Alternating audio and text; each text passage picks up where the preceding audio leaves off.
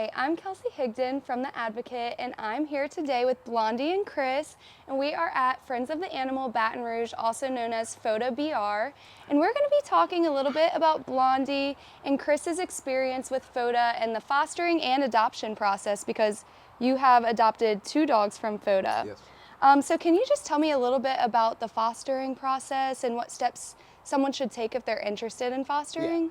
Yeah. And I'd like to start with saying my wife's the one who really got involved in this in big time, and I've kind of stepped in to help her out because my schedule's a lot more flexible than hers. So I do most of the driving back and forth when it comes to the dog transportation. But yeah, fostering's been great for us. In fact, we've adopted lots of dogs over the last few years. We've lost a couple, and every time we do, we end up adopting another one. So we're definitely into adopting rescue dogs. And I think the process is great because it allows you as a foster to try out certain dogs to see which one fits best into your household. I have older kids, so it's not that big a deal. But you know, if you had younger kids and you wanted to have a dog, but you weren't sure which dog was going to work, you have the opportunity to help out by fostering these dogs in the meantime. And then when you happen to get one that fits into your lifestyle and your home, then you go ahead and adopt them and keep them. So it's kind of a twofold deal. Yeah, and how does FOTA ensure that they're sending the right dog home with the right family? Well, generally have some background on the dog, so they'll tell you it's very active dog, good with children, good with other dogs, whether it's house trained or not, that type of thing. So it gives you an opportunity to say, hey, this dog, if you have a busy schedule, luckily my wife works from home, so she's there. If we both worked and weren't at home, I think the dogs we take might be a little bit different. But they do some background on the dog and give you some idea of the personality of the dog and how they fit in, so that if you have a big dog that might be extremely hyperactive, might not be good if you have little kids, as opposed to having older kids. So they do the background first, and then that gives you an opportunity to kind of decide which dog you want to take to your house. Yeah, that's awesome.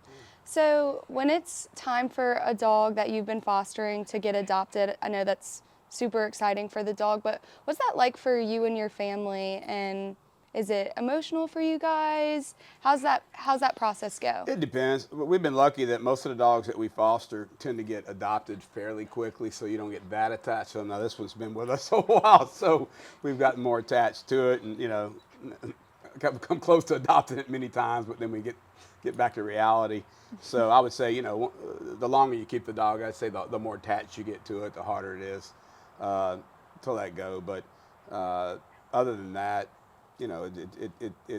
we've been lucky that most of the dogs that we have fostered have got adopted, I'd say, within 2 weeks. Now lately, it's tougher economy right now, so they're just not getting as many adoptions as they used to, and that's why it's taking longer. Yeah, and that's why we need all the people that we can to, spread awareness about fostering and volunteer opportunities. So that's really, the goal of what we're trying to do here. So tell me about some common misconceptions that people may have about adopting from a shelter. Well, one of the things my wife's big on too is, people, I'll give you an example. They had a dog here, I call them one of the toy purse dogs that women like to have. And I don't know how many, they got a ton of applications for this dog.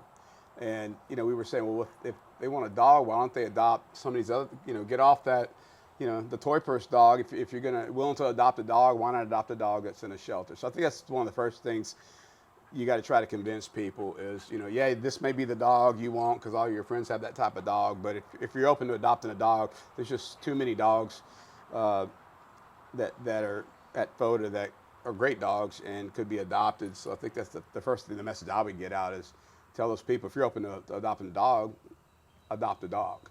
Yeah. Don't worry about what kind of dog it is. As long as it fits in your lifestyle, adopt it. And that's. Well, thank you so much to you and your wife for being those people to go and adopt from a shelter and help all of the dogs that do need homes. And thanks for joining me today and talking with me. So if you're interested in fostering or adopting a dog, you can visit fotabr.com and fill out a form, or you can just come into Friends of the Animals in person and check out the dogs. Please remember to support local.